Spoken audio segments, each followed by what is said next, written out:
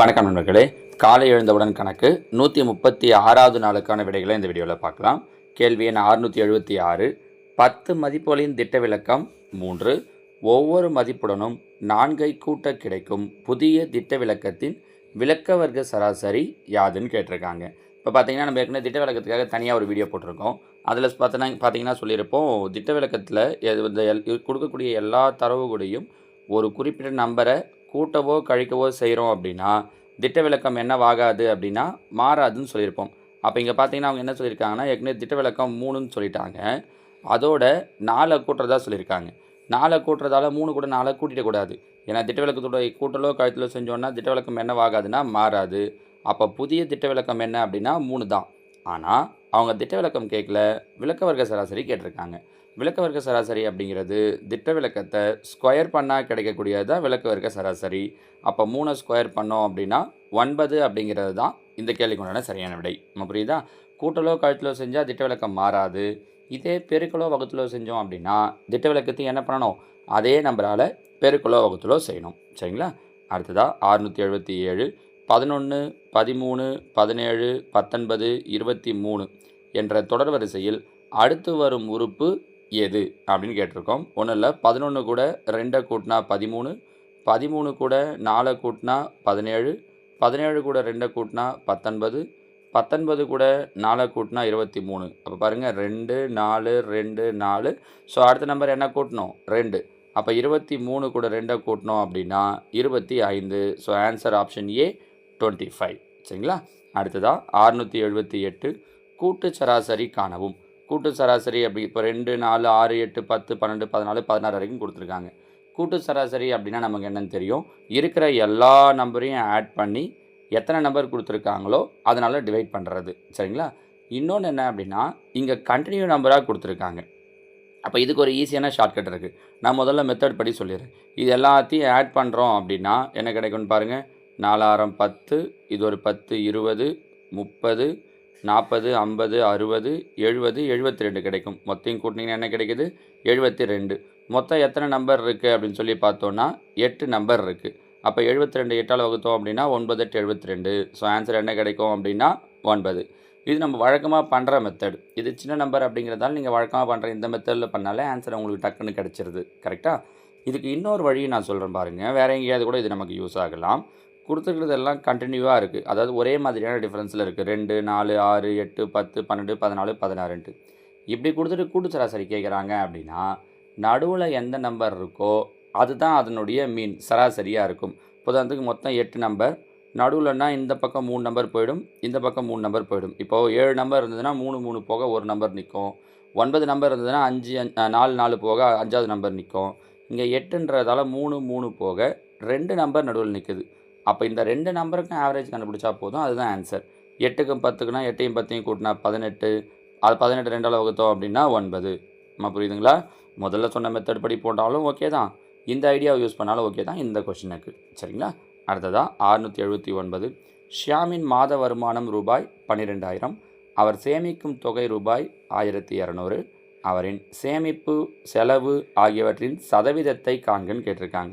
12,000த்தில் ஒருத்தர் 1200 சேமிக்கிறாரு அப்படின்னா அதோட பர்சன்டேஜ்னா இன்ட்டு 100% இல்லையா? அப்போ ஒரு 0 0 கேன்சல் ஆகிடும். 1200 1200 கேன்சல் ஆகிடும். மீதி இருக்கிறது 10. ஸோ அவரோட சேமிப்பு 10%.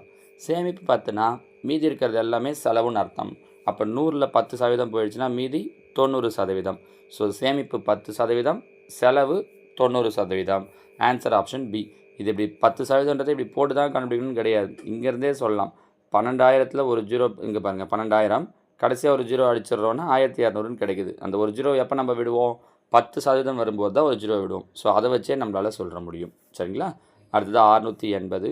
ஒரு வண்ண தொலைக்காட்சி பெட்டியின் விலை 30% அதிகரித்ததால் 40% விற்பனை குறைந்தது எனில் வருவாயில் ஏற்படும் மாற்றத்தை சதவீதத்தில் கூறுக. இந்த கொஷின் நல்லா கவனிச்சுக்கோங்க, இது ரொம்ப முக்கியமானது. ஆனால் இது நிறைய அடிக்கடி கேட்குறாங்க. இன்னொன்று இதை ரொம்ப ஈஸியாக போடலாம் பாருங்கள். அவங்க என்ன சொல்கிறாங்க அப்படின்னா, விலை 30% அதிகரிக்கிறது, விற்பனை 40% குறையுது. நான் முதல்ல என்ன விலை விற்பனை கரெக்டாக நான் இது அதாவது காஸ்ட்டு, இது எவ்வளோ சேல் ஆகுது அப்படின்ட்டு நான் ஜென்ரலாக என்ன எடுத்துக்கிறேன்னா ஒரு பொருளோட விலை 10 ரூபான்னு எடுத்துக்கிறேன். 10 ரூபான்னு இருக்கும்போது அது எவ்வளோ சேல் ஆகுதுன்னா 10 பொருள் சேல் ஆகுதுன்னு எடுத்துக்கிறேன். அப்போ நான் எவ்வளோ ரூபாய்க்கு சேல் பண்ணியிருப்பேன்? 10 × 10 100 ரூபான்ட்டு. நான் சொல்கிறது புரியுதான்னு பாருங்கள். விலை வந்து 10 ரூபா, அப்போ சேல் ஆகிறதும் 10 பொருள். ஸோ 10 × 10 100ன்னு. ஏன் இப்படி 10 × 10ன்னு எடுக்கிறேன், வேறு எந்த நம்பர் எடுக்காமனா நமக்கு இங்கே 100 கிடைக்கணுன்றதுக்காக பர்சன்டேஜ் பேஸ் பண்ணி கேட்டிருக்காங்க இல்லையா, அதனால். இப்போ என்ன சொல்கிறாங்கன்னா விலை 30% அதிகரிக்குது. ஏற்கனவே விலை எவ்வளோ வச்சுருந்தேன்? 10 ரூபா. அப்போ 10ல் 30%, 10ல் 10%னா 1, 30%னா 3, கரெக்டாக? 30% அதிகரிக்குதுன்னு சொல்லியிருக்காங்க. அப்போ 10 கூட 3 சேர்ந்ததுன்னா 13. அடுத்தது விற்பனை என்னவாகுதுன்னா 40% குறையுதான். விற்பனை ஏற்கனவே என்ன வச்சுருக்கோம்? 10, 10ல் 10%னா 1, 40% அப்படின்னா 4, 40% குறையுதுன்னு சொல்லியிருக்காங்க. அப்போ 10ல் 4 போயிடுச்சுன்னா 6. அப்போ என்ன அர்த்தம்னா இப்போ விலை 13 ரூபா, சேலான பொருள் 6 தான். ஸோ 13 6ஐயும் பெருக்கிறேன். 13 72. இந்த மாதிரி 13 78. இந்த மாதிரி இருக்கிறப்ப 10 10ன்னு இருக்கும்போது 100% சேல் ஆச்சு. 13 6ன்னு மாறுறப்ப 78% தான் சேல் ஆகிருக்கு. அப்போ எவ்வளோ குறைஞ்சிருக்கு? 22% குறைஞ்சிருக்கு. ஸோ அதுதான் அவங்க கேட்டிருக்காங்க. எவ்வளவு சதவீதம் வருவாயில் எவ்வளோ இழப்பு ஏற்படும்ன்ட்டு. ஸோ 22% குறைவு. Option D. நம்ம புரிஞ்சிக்க முடியுதா உங்களுக்கு? ஈஸியாக 10 10ன்ற வச்சே போட்டு முடிச்சிடலாம் பாருங்கள். மெத்தடாக போனோன்னா வேறு ஐடியாஸ்லாம் இருக்குது. ஆனால் அதை விட இது உங்களுக்கு ரொம்ப சிம்பிளாக இருக்கும். சரிங்களா? ஸோ இதுதான் நேற்று கேட்ட 5 கேள்விகளுக்கான விடைகள். அடுத்ததாக பாருங்கள். காலை எழுந்தவுடன் கணக்கு குரூப் 2 எக்ஸாமுக்கான 137வது நாளுக்கான கேள்விகள். 681. ஒரு எண்ணை 24, 32, 36ஆல் வகுக்கும்போது முறையே 19, 27, 31 என்பன மீதியாக கிடைத்தால் அந்த எண்ணை காண்க. 682. ஏ மற்றும் பியின் மீ/போ மடங்கு ஏ எனவும் பி மற்றும் சியின் மீ/போ மடங்கு பி எனவும் இருந்தால் சி மற்றும் ஏயின் மீ/போ மடங்கு என்ன? 683. கீழ்கண்டவற்றுள் எது சரியானது? லெஸ் சிம்பிளை வச்சு கொடுத்துருக்கோம், மைனஸ் ப்ளஸும் கலந்த மாதிரி கொடுத்துருக்கோம். அப்போ அதை வச்சு யோசிச்சிங்க அப்படின்னாலே எது சின்னது எது பெருசுன்றதை உங்களால் சொல்ல முடியும். இன்னொன்று, எல்லாத்தையும் கீழே இருக்கிற டினாமினேட்டர் எல்லாத்தையும் காமனாக மாற்றிட்டீங்க அப்படின்னாலும் சொல்ல முடியும். சரிங்களா? ஸோ இந்த 4ல் எது ஆன்சர் அப்படிங்கிறத ட்ரை பண்ணுங்கள். 684.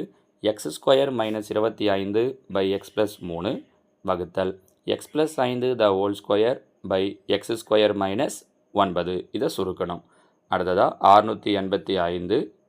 சுருக்குக 2/7 - 1/4 வகுத்தல் 2/3 - 5/6.